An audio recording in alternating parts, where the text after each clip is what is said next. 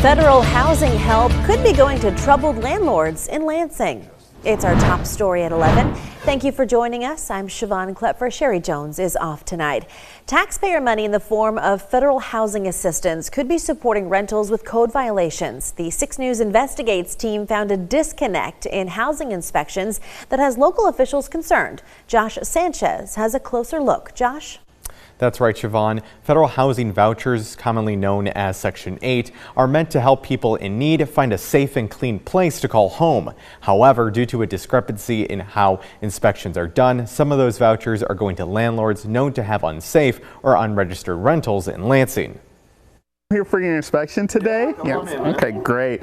It's a friendly start to an inspection that could open the door to much needed federal help. Okay, window's good. A housing quality standards inspection is required before a low-income family or person can use a federal housing voucher to help cover the cost of their rent. While federal money comes from the same pool, clients' vouchers are handled by both local and state public housing authorities.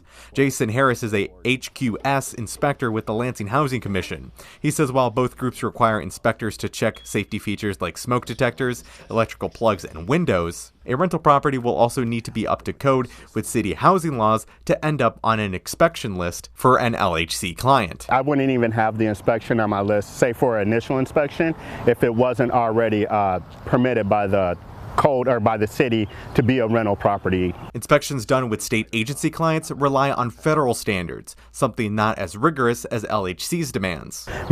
We will still go out and do our inspection if they do not have that rental license agreement. A spokesperson with the Michigan Housing Development Authority tells 6 News local agencies like LHC can adopt their own rules as long as it meets or exceeds federal inspection requirements. The state agency in turn will just remind landlords they are expected to comply to both local building codes on top of passing their inspection. But on the ground level, a disconnect persists between the requirements. Eventually, even with city code, we're all going to mash together, and it should be going forward on one page. I'm not so sure as far as when that's going to be, but hopefully pretty soon. We all need to be on the same page for our residents.